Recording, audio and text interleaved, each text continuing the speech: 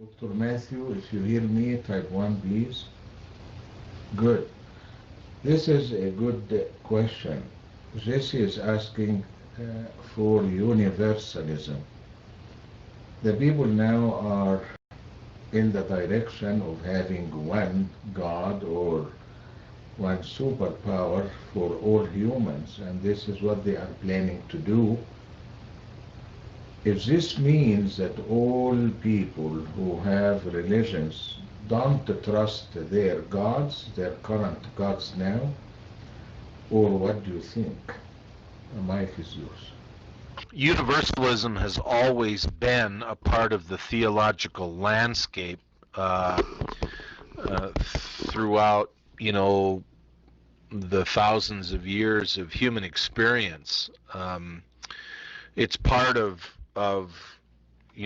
an emphasis on individualism where the people have thought that their genuine faith in something was going to get them credited. For us, as we study the biblical record, the question becomes, are you saved by what you do for God, or are you saved by what God has done for you? And so the biblical record clearly shows us that Christianity is what God has done for us, not what we do for God, but rather when God reveals what he has done for us, our response of faith is to pray, praise, and give thanks, if you will.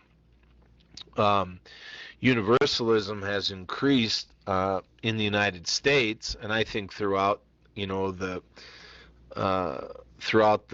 world, for one reason, and maybe it is perhaps the greatest reason, and that is that there has been a renewed emphasis on individualism, a new emphasis that there's neither a right way or a wrong way to believe in God or your version of God, and that people should not interfere, or people should not say that one religious view, even if it's not related to any one of the major religions of the world, or a spin-off or a fragment of that, that it's just plain wrong to say that what somebody believes is wrong.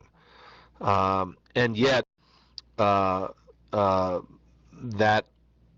universalism is present among us.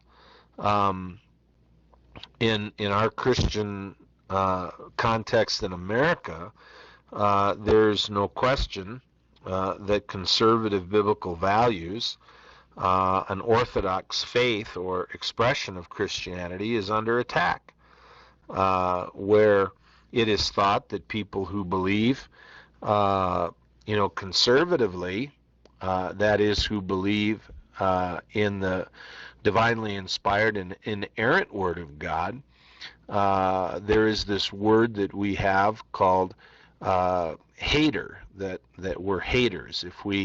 If we speak against something, if we speak against what someone does or a particular practice, such as marriage between two men or two women, or if we were to say that other issues of the day that occur that are prohibited by the Ten Commandments, if we were to say that someone is doing something wrong, it's not merely an expression of Christian faith, but it's hate speech, that we actually hate people. And so therefore, the context in the United States is that there is a growing suspicion of conservative Christians that, perhaps we're not smart enough, or self-evolved, or self-actualized enough to have any other kind of a view. And so thus what takes its place is that all religions lead to the same place. What's important is this narrative of God being love, and that ultimately God's love is permissive, that it is actually wrong and mean-spirited and judgmental to say no.